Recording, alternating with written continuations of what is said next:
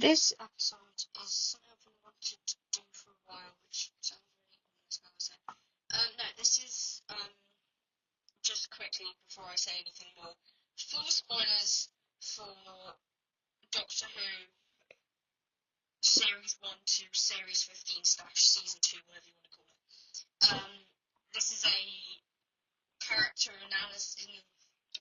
It's a timeline of Rose, Tyler, Bad Wolf, and possibly the 16th Doctor. So it's kind of split into two parts, which is Rose and her timeline, and then various theories that I've heard, or I believe, about the 16th Doctor and who she is and why she looks so much like Rose. I could say actress.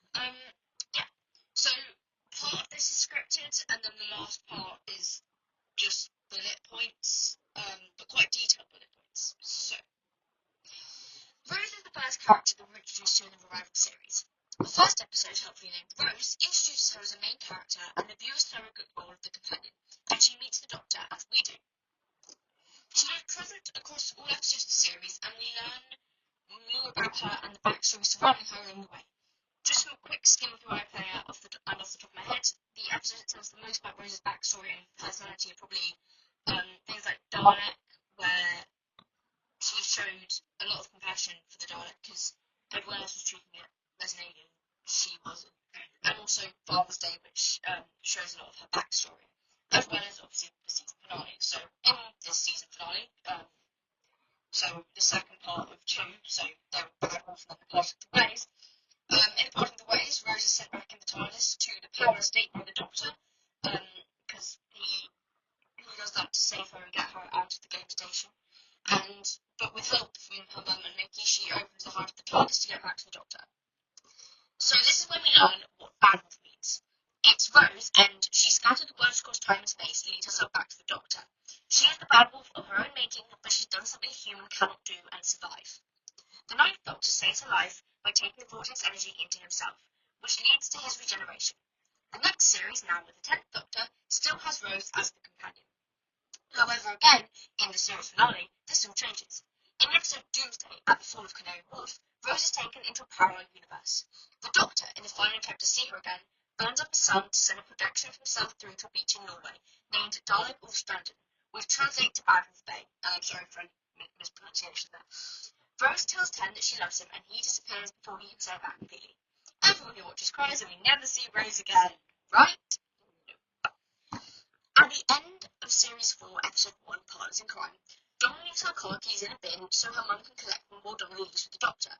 She tells this to a blonde woman whose back is turned to us, and some people may have had a bit of an inkling as to what's about to happen. As Donna walks away, the woman turns around, and we see Rose, and I'm suspecting that quite a large portion of the viewers, including myself, fell off a chair or a sofa or something. As she walks away, the music from Doomsday plays, and then she kind of fades and disappears. The Warthing universes are beginning to break down, and we don't see Rose again for a while. We see her kind of flashing up on screens, I think in the TARDIS and also on the plane in Midnight, but we actually properly see her 10 episodes later when we meet her left. Donna goes to have her fortune told, but ends up in a parallel universe where a single turning changed her life. And on the night that the Rakdos web star attacked, which was meant to be the plot of The Runaway Bride, in the reality where Donna doesn't meet the Doctor, he drowns in the Thames too quickly to regenerate. And as we see the body of the Doctor being rolled away, accompanied by the version of the Doctor's theme used when Nine transfers the vortex energy to himself, which is important because musical motifs are used quite a lot in the show. Rose runs towards Donna, who tells her that the Doctor is dead. Throughout the episode, things steadily worsen. The Titanic crashes into London without the Doctor to stop it. The Anapose crisis happens in America, which means they stop their aid to the UK after the Titanic incident. And the Atmos system is poisoning the air. In the actual universe, the Doctor stopped this, but in this one, the Torchwood team are killed by the Sontarans in their attempt. Well, they blow up the Sontaran ship and they die in the process. Eventually, Rose meets Donna again and says that she's been pulled across to a different universe because every universe is in danger. This is the explanation as to how Rose got back from the universe she was trapped in after Doomsday. She tries to get Donna to help fix this one. She also tells her about the stars going out, and a bit later in the episode, Donna agrees to go with her to unit. Sending Donna back to the moment of the decision to turn left or right, she runs into traffic and kills herself to block the road so that she turns right and meets the Doctor. So that this Donna from the turn left universe blocks the road of the left turn so that the Donna who later meets the Doctor turns left. As she dies, Rose appears and tells her to say 2 words to the Doctor. We don't hear those words as Rose says them, but we assume what they mean, and then it's confirmed later. The words are bad wolf. And when Donna gets back to the Doctor, she remembers and tells him. They run outside. Every piece of text in the entire street has turned into bad wolf. As they go into the now kind of illuminated red instead of gold TARDIS, Donna asks him what bad wolf is, and he replies, the end of the universe. So this is where we reach the Solar Earth and Journey's End, which is it's technically the season finale, and then it was just followed by all the specials. So I love these episodes. I think that the crossovers between the 2 spin-offs into the main show was really, really well done, but I'm just going to focus on Rose here and talk about that at some point. At the end of the Solar Earth, the TARDIS lands in a deserted street. The Doctor asks Donna again what Rose said to her in the parallel universe. Donna tells him to ask her himself. Rose, who throughout the episode has been in Donna's house trying to get through to the subwave network, has teleported to the same street as the Doctor. The Doctor and Rose run towards each other, the music accelerates, they're about to reach each other, everything is about to be okay, and we will feel joy for the first time since Doomsday. But Ten gets shot by a Dalek that appears behind a car and falls to the ground. Jack teleports there and kills the Dalek, and the 3 of them, Rose, Donna and Jack, carry the Doctor into the TARDIS. Light goes out with him, regeneration starts, and a massive "to be continued" appears on the screen and the credits roll.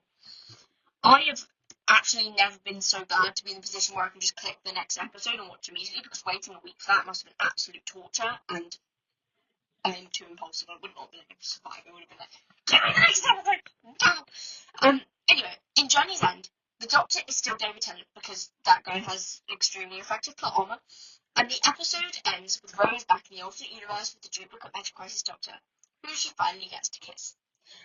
And 5 episodes later, David Tennant regenerates into Matt Smith, and Rose is never going to come back, right? Nope again. In the 50th anniversary special, The Day of the Doctor, the interface of the device called The Moment looks suspiciously familiar. Only the War Doctor can see her, but there are some specific lines important for the main part of this video essay, and yes, we are still on the introduction. Here are the lines / stage directions. I will either tell you stage direction or character name. So, stage direction. A noise from outside. He startles. Turns. What was that? Somebody out there. A wolf howls. And then a little bit later, stage direction. A girl is sitting on top of the Moment. A mass of blonde hair and a teasing stare. And to us, impossibly, she looks exactly like Rose Tyler. And then Rose says, just a wolf. And I'd like to point out here that I was reading the scripts to get these. And she is called Rose in the script. The character is not Rose Tyler. She is the interface. She chose the face, as I'm about to say, to look like Rose. But in the script, she is named Rose. Not Rose Tyler, just Rose. However, I think that's probably the same in all the scripts, because you don't need to specify which Rose it is. So, Rose. I chose this face and form especially for you. Do you like it? It's from your past, or possibly your future. I always get those 2 mixed up. And then, slightly later, I think I'm called Rose Tyler. No, sorry. In this form, I'm called Bad Wolf. Are you afraid of the big bad wolf Doctor? And then, much later, the War Doctor says, oh, Bad Wolf girl, I could kiss you. Rose says, yep, that's going to happen. 10, sorry, did you say Bad Wolf? Stage direction. Both the 10th and 11th Doctors now looking wildly around the barn. God, she's not here, is she? But then that episode ends, and we never see Rose again, right? You know, no. Very, very quickly before I move on to the elephant in the room that is the reality war, Rose was mentioned when 14 and 15 were talking at the end of the giggle, and the conversation was, 15 says, Adric, River Song, all the people we lost. Sarah Jane is gone. Can you believe that for a second? 14. I loved her. 15. I loved her. And Rose. And then, finally, at the end of the reality war, Sue Gatwa regenerates into Billie Piper. I I say this because we don't know who she's playing yet. 16, Bad Wolf or Rose. The credits which usually say introducing new actor as the Doctor just says introducing Billie Piper. There's no character listed, and this, even when David Tennant came back, it was still introducing David Tennant as the Doctor. Which leads me to the main point of this essay. We're 10 minutes in, and I've got to the point. The 16th Doctor. She looks, to us, like Rose Tyler, but is it a case of her coming back, as in Partners in Crime, or more of the Day of the Doctor situation where she looks like Rose, but isn't actually her? I have 7 theories. 3 of them regarding who she is, 4 of them regarding why she looks like Rose. Some of them are well thought out and generally coherent, some of them are a mash of stuff around the internet, and some of them are absolute nonsense. And there's one that I have to give credit to my little sister for saying, which I think is pretty clever. So, number 1, 16 is Rose. This is the one that I think is the least likely to be what happens, so I'm starting with it first. It is also the one that I have the least evidence for. This is that 16 is actually Rose Tyler. It's not really based on anything other than both characters share an actor, and because of... I don't think it's possible purely because a Time Lord can't regenerate into a human. It just can't happen.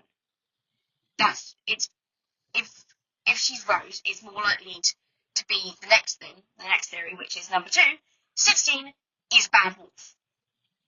So this theory suggests that the 16th Doctor is Bad Wolf, or like an incarnation of the Bad Wolf.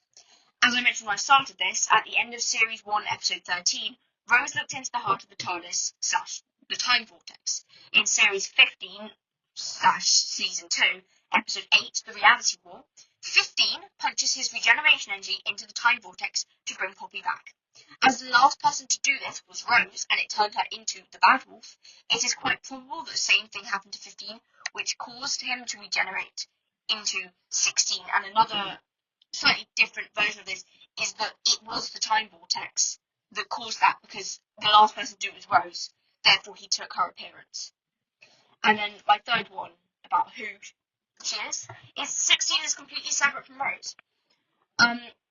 Although this is the simplest explanation, and it has been done before in the show, I think they would have to still acknowledge that she looks like Rose. Like, in the first 12th Doctor episode, Deep Breath, 12 acknowledged that he looks like Hercules from the Fires of Pompeii, because obviously they were both played by Peter Capaldi. Although, just a quick side note, if you watch Torchwood, Series 3, John Frobisher is played by Peter Capaldi, and I don't think they acknowledge that in the main show, although possibly it's not a good thing to acknowledge that the character, the quite flawed character of John Frobisher, although he possibly did the right thing in the end. It's yeah, but that's a thing for another time. They don't really explain that. They explain the Hercules thing, but not the John Frobisher thing, and why, you know, they all look the same, obviously because they were played by Peter Capaldi.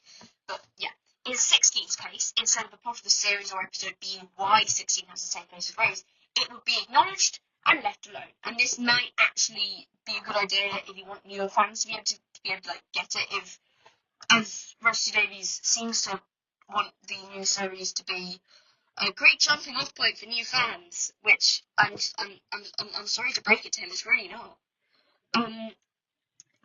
These are my theories as to why. I rewatched the Reality War and the End of Doomsday just to make sure I had my facts correct, so appreciate me because I spent a while on these.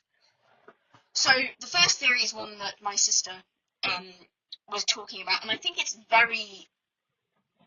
quite a clever theory. So, as I mentioned earlier, and this is why I mentioned it, in the episode Doomsday, to send the projection through the parallel universe, 10 burns up a sun. He's in orbit around a supernova, and he says, I'm burning up a sun just to say goodbye. So, but when you look at the shot of, and I recommend you do this, because this is a podcast, I can't show you it, but I'd recommend that you look up the shot of 10 orbiting the sun, that he's burning to say goodbye to Rose, and then look at the shot of the TARDIS outside, of like the TARDIS, and then Joy's star as 15 regenerates, because although obviously galaxies will look pretty generic in a show about space. We did notice that it looked possibly like Joy's star may have replaced the sun that 10 burned, which is quite a clever idea with like the setting of it. So the next one is the one I call The Universe Without One Person. And I'm going to use a quote from the 15th Doctor at the timestamp 52 minutes and 4 seconds. And he says, "Because I saved the world at the expense of one person, and that is no world at all." So the way this links is that Rose was taken out of the universe in Doomsday, and she was taken out of the world, and therefore that is a world with one less person. However, it's not a world with one less person, because there were it was also Mickey and Jackie and Pete. So it wasn't just Rose, which makes me think that that might not be as plausible as I originally thought, because on second thoughts, it doesn't make as much sense. The third theory is Norway shift. So in the reality war, and I didn't collect the timestamp for this, but Susan Triad says the border between Norway and Sweden has moved 7 miles east. And I checked, and the distances don't exactly link up, because they are 50 miles out of, like, I think the capital of Norway. So Bergen-Stranden, Adolf Bay, is on a beach in Norway. So when they mention Norway specifically, I think that might be an indicator that something happened with shifts, and therefore something may have happened with the universe shift. However, that would bring back Rose from Doomsday, because she ended back on that beach in Journey's End, but she doesn't permanently live there. So unless she was like brought back there and then came through to the universe, it wouldn't work. And the last one is the one that is the saddest. And it is the one that I call "I should say that to Yaz," which is a line that a lot of people in the cinema kind of let out yells of exasperation, like Jasmine. So yeah, this theory is that so in the reality war, as 13 is talking to him and is going to leave, 15 says, "I love you, Doctor." 13 says, "I never say things like that." No, I never say things like that. So I'm getting too overexcited, I can't speak properly. 15, "That's why you got me." 13, "I should say that to Yaz." 15, "You never do." But she knows. And then 15 also says, "I love you" to Belinda and Poppy. So the theory is that reminded the interaction with 13 talking about Yaz reminded 15 of another person he couldn't say it to as 10. So yeah, obviously 10 goes before he could say "I love you" to Rose and Doomsday. I feel like if this is the explanation, it's quite a stretch, because as much as Doctor Who likes to preach the power of love, it's not. I don't think it's as plausible as we think it will be. But then I noticed a slight correlation, right? Because 15 says, "You never do," as in 13 never tells Yaz, but she knows. In the Satan pit, 10 says, "If they get back in contact, if you talk to Rose, just tell her. Oh, she knows." So she knows. Possibly. I remembered the line from 10 as I was typing this. And just ending this, hopefully I can get this to 20 minutes.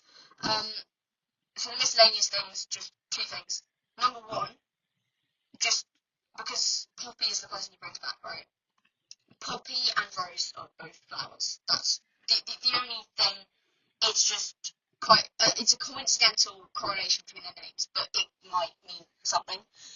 And the last thing I'm just going to point out is that when Rose comes out of the TARDIS, in the part of the ways, the energy around her looks a bit like regeneration energy, but it's not completely like regeneration energy. I think the regeneration energy coming from 15 when he regenerates into 16 looks slightly more like the regeneration energy coming from Rose when she looks into the time vortex than it does than other regenerations. However, that may just be the training to best effect, and it may just be also that it was caused by the time vortex. So those are my theories. If anybody listens to this, tell me your theories, because I love hearing them. I know a lot of people were quite annoyed by the nostalgia baiting when Billy Piper came back. But I think if they do it well enough, they can pull it off, and it could make a good storyline. But only if they offer proper explanation. That they don't need to make it centered around Rose, they just need to add like some kind of acknowledgement, and then they can continue. I don't think they're going to go down the direction of doing multiple series with Billy Piper as the Doctor. I think it's more of a kind of 60th anniversary, 3 specials kind of thing. Maybe even just like a Christmas or New Year's special. And then after that, I think that should be the end of the kind of bringing people back. I know there's a lot of talk over, I think Matt Smith might come back. And yeah, that would be cool. But at the same time, I think Doctor Who really needs to go back to just casting a new person as the Doctor and not messing around with old storylines that probably they came to an end. The Rose storyline had a satisfactory end. Not just because of Stolen Earth, but because I'm actually going to get this up on iPad and hope I don't get copyrighted. Also because right at the end of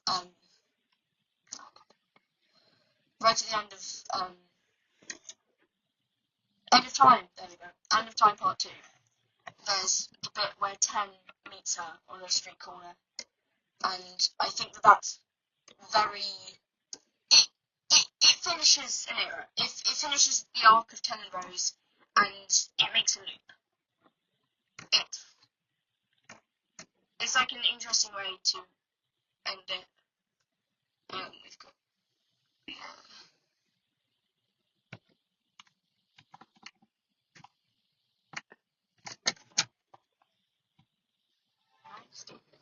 There we go.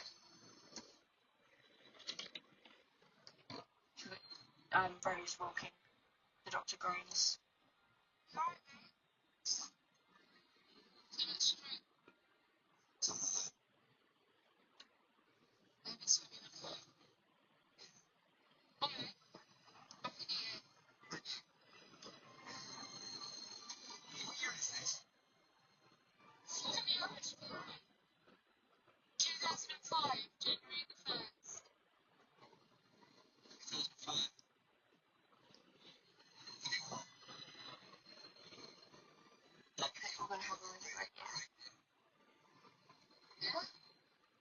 I think that finishes off their storyline quite well, and I like that ending. And sure, maybe they will do things with the new series that are good for the show, but I think that I don't think they need to. I'm sorry, I'm going really off topic here, but I don't think they need to do a full reboot. I think that would probably, because people are like, oh, the length the show has been going for, not doing a full reboot will alienate new fans. But I think doing a full reboot will alienate the old fans. And as much as I complain about it, to be honest, nostalgia baiting gets me every time. I was cheering in the cinema. Jodie Whittaker came back, Billy Piper came back, absolute cinema, great, amazing. But I do think that we need to not rely so much on the past of Doctor Who and rely purely on the success of previous eras of the show. We should acknowledge them. Sometimes, maybe, possibly, have a multi-Doctor story. It worked in Classic. You had stuff like the 5 Doctors. But it wasn't as nostalgia-baiting as it was now. And I think the show needs to move forwards without purely counting on the success of previous eras. Yeah. So, too long don't read or too long don't listen. TLDR. We don't know who the 16th Doctor is going to be. I think it's most likely that she is going to be connected to Rose in some way, but not be Rose, and it's most likely going to be a Bad Wolf thing because of the time text. But I think what's important is that I know this is saying something, but I think we need to trust the writers to work out what's going on. And I think that there was a lot of things saying that Russell Davies didn't have a clue what he was going to do with Rose, or I mean, like 16. But I think if they pull it off, and that's an if they do manage to pull it off, it will be amazing. But I think Rose's storyline is over. I don't know what they could do with 16 and Bad Wolf, but I think for it to work, you need to make it very clear that this is not Rose Tyler. Her storyline ended in 2007. We should not be bringing her back, because that would alienate new fans and possibly old fans who, like me, think that her storyline is complete enough. So, yeah, just tell me your theories and try and have fun with the break from the show. Think of what's going to happen. Think of theories, because it's more fun when you think that something really cool is going to happen, and you can theorize about it, and you can think about it, and you can talk about it. And I think we should take this as an opportunity, really, to just talk about the show and talk about what we think is going to happen, because there's so much theorizing that can be done. I barely scratched the surface with this. And yeah, so thank you very much for listening, and I will see you whenever I record a new one. I still haven't uploaded my Doctor Who trivia game thing, so I will do that. And thank you very much for listening, and goodbye.